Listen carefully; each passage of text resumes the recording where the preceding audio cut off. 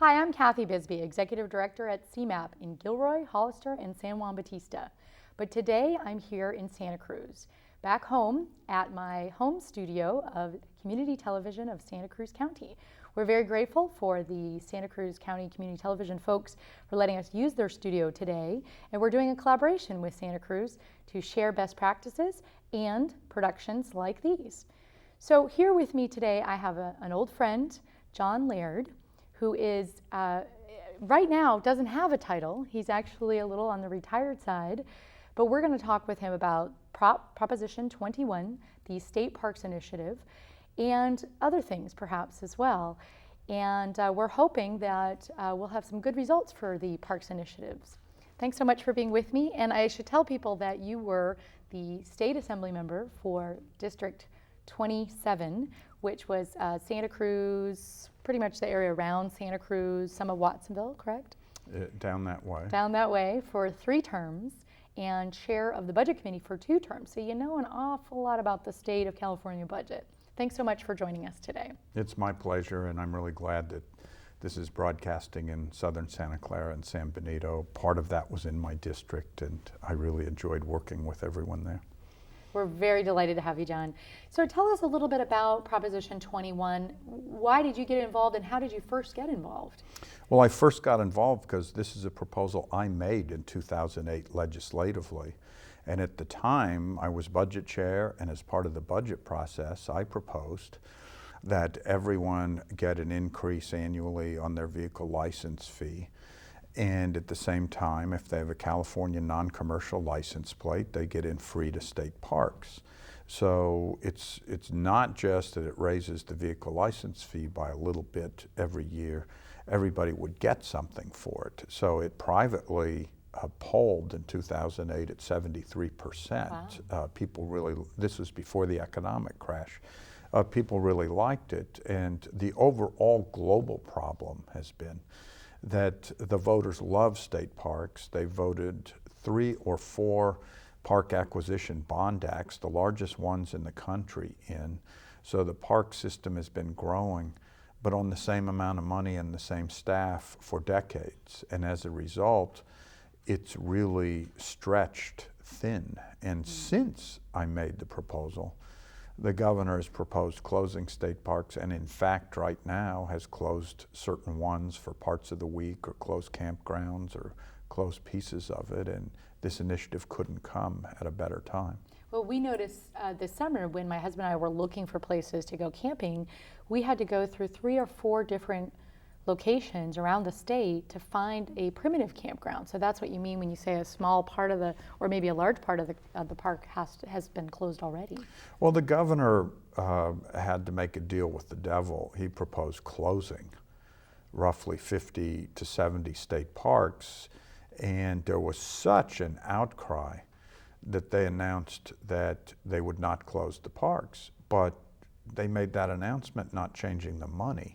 So they had to close pieces of parks to save the money that they had made as cuts in the state budget, and it leads to exactly the situation that you just described. It might mean that certain pieces of parks are closed certain days, campgrounds are closed certain days, lifeguards aren't there certain days, and these are public safety issues as well as just plain serve the public issues. Yeah, what does that actually look like? So if part of a park is closing, or an entire park is closing, does that mean there's not a ranger on staff to make sure that if people do come into the park or come into a part of the park that there's not unsavory characters out there or trash, or what does that really look like? It varies by park, and to back up for a second, we have 278 state parks in California, and they really vary. Some of them are beaches, some of them are beautiful forests in the mountains.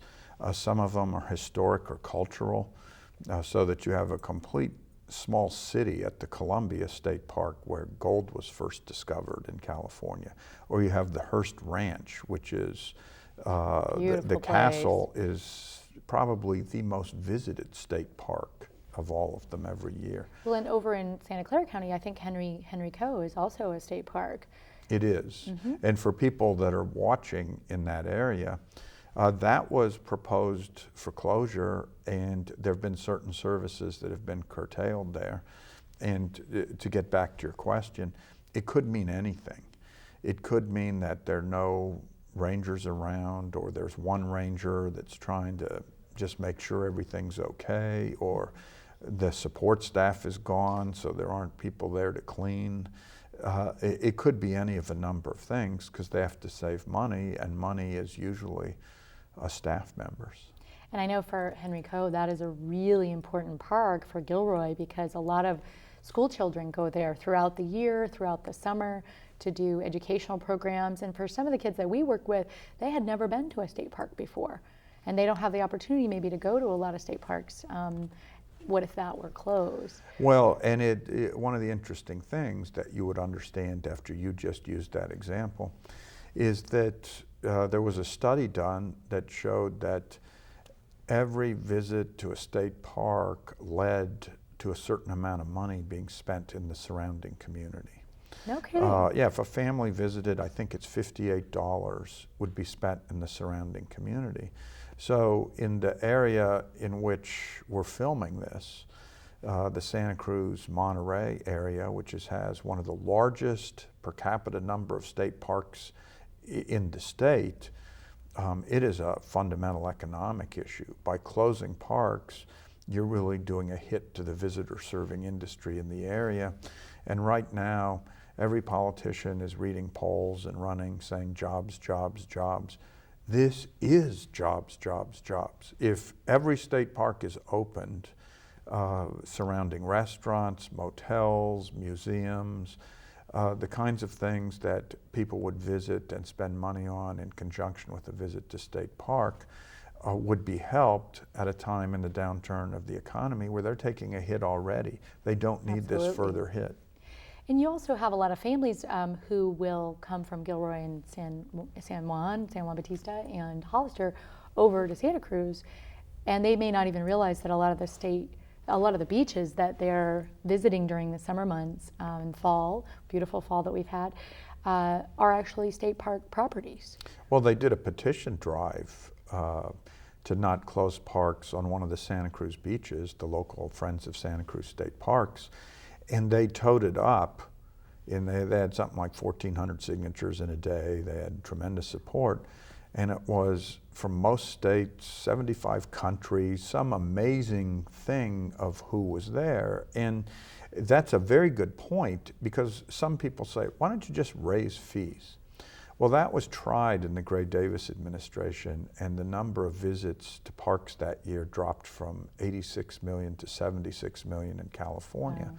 And I think what it proves is that if you're wealthy, you're going to have enough money to go to Pebble Beach every time you want to go, right, regardless. If you're not, if you're a middle-class Californian or a working Californian, you might have the beaches in state parks as your only opportunity for access. Absolutely. And so we're really closing off access to people for economic reasons by raising fees. We're really becoming a park system just for the people that are more well-to-do. And that's the beauty of this ballot measure, is that it would restore rangers, it would buy out the fees, it would restore maintenance, it would grow with further acquisition of state parks. And so it's really something that takes state parks off the table and every year in these budget crises. And one of the problems, there have been a few papers that have opposed the initiative, and they say we don't like budget carve-outs. Well, I agree. As a former budget chair, I said I would only support a ballot measure if it actually brought money with it. And in this case, it doesn't just bring money with it. The people get something of value. They get free entrance to the parks. Well, explain a little bit about that. How do this sounds like a different kind of tax, the way that it's being applied and the fact that you're getting something back in return. So how does it normally work when we pass a measure that raises taxes? How is it different from that? It just goes into the general fund, and hopefully it pays for whatever it says that it's going to. And in this case, they would take those parking fees off of every state park, and you could just go in for free with the California license plate, and they'd probably check and charge for out-of-state plates or other things, but it would reduce the workload. It would allow people to go in.